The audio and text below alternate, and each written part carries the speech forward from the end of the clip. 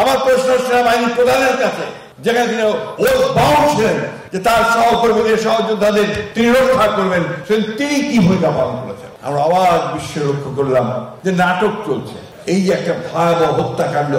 আমার প্রশ্নটা ওই জায়গা যে সেদিন যিনি রাষ্ট্রের দায়িত্ব ছিলেন, যিনি সেদিন এই রাষ্ট্রের নিরাপত্তার দায়িত্বে ছিলেন, শেখ হাসিনা, তিনি সেদিন কি ভূমিকা পালন করেছেন।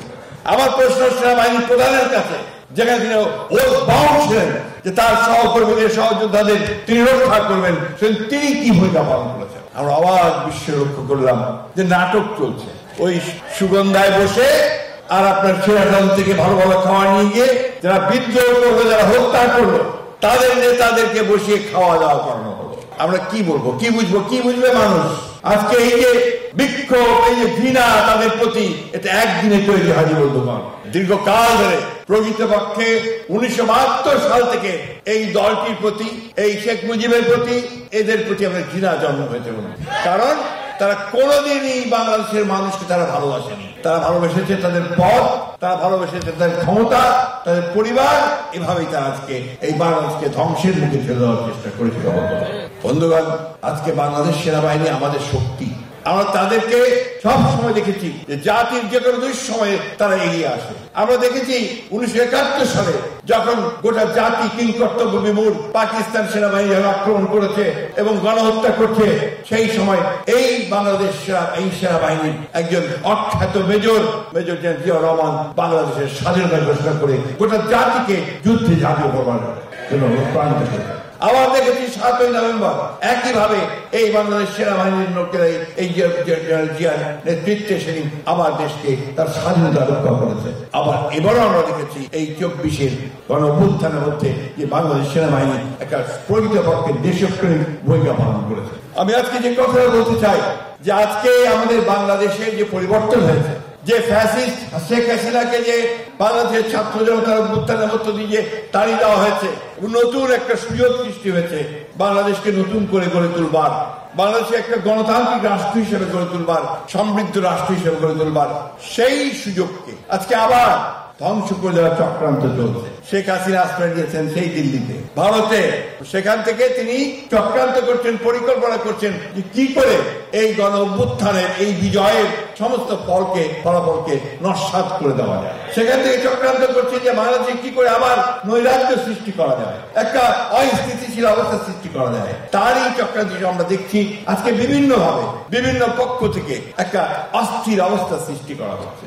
আমি একটা কথা বলেই শেষ করব, এই সরকার অন্তর্বর্তীকালীন সরকার এবং ছাত্র জনতার বিপ্লবের মধ্য দিয়ে আসা একটি সরকার। প্রায় 2000 ছাত্র জনতার রক্তের উপর দিয়ে এই সরকার গঠিত হয়েছে। আমাদের প্রত্যেকের যে আশা, যে প্রত্যাশা, যে এই সরকার জনগণের সেই আশা পূরণ করবে। এবং আমরা বারবার করে কথা বলে আসছি যে দেশে গণতান্ত্রিক ব্যবস্থা প্রতিষ্ঠা না করলে কোনো মতেই আমরা একটা স্থিতিশীল অবস্থা পাবো না।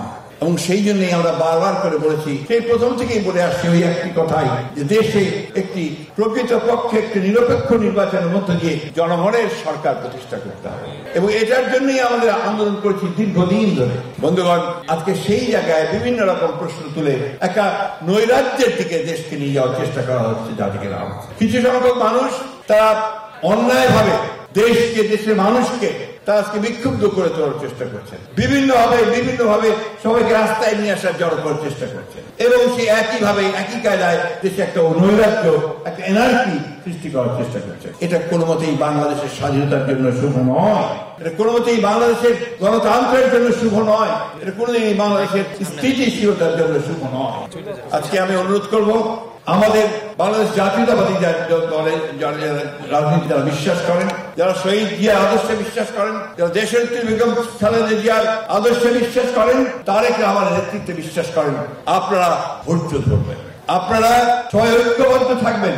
এবং সেই সঙ্গে সমগ্র দেশের মানুষকে আহ্বান জানাতে চাই যে আজকে এই কাদা ছড়াছড়ি বন্ধ করে, তর্ক বিতর্ক বন্ধ করে সবাই ঐক্যবদ্ধ থাকুন, যাতে করে ঐক্যবদ্ধ থাকার মধ্য দিয়ে আমরা একটা গণতান্ত্রিক জায়গায় পৌঁছতে পারি। আমরা এই কথা বারবার করে বলছি যে অনেকে আমাদের সমালোচনা করে বলার চেষ্টা করছে যে আমরা নাকি শুধু নির্বাচন করছি, আমরা সংস্কার করতে চাই না। এত বড় মিথ্যা কথা, মিথ্যা প্রচারণা তারা চালাচ্ছে বিভিন্নভাবে, বিশেষ করে সোশ্যাল মিডিয়াতে, তাই না? কয়েকজন মানুষ, গুটি কতক মানুষ তারা টার্গেট করেছে বিএনপিকে, মিথ্যা প্রচারণা অপপ্রচার করে বিএনপিকে হেয় প্রতিপন্ন করতে চায়। কারণ বিএনপি হচ্ছে সেই দল যারা এই দেশের স্বাধীনতা সার্বভৌমত্বকে রক্ষা করেছে অতীতে, এখনো করবেন। এই দেশের স্বাধীনতা তো নিয়ে এসেছে বিএনপির প্রতিষ্ঠাতা শহীদ প্রেসিডেন্ট জিয়া রহমান। গণতন্ত্রের সূচনাও করেছেন শহীদ প্রেসিডেন্ট জিয়া রহমান। দেশের বেগম খালেদা জিয়া দীর্ঘ 9 বছর সংগ্রাম করেছেন এই গণতন্ত্রের জন্য।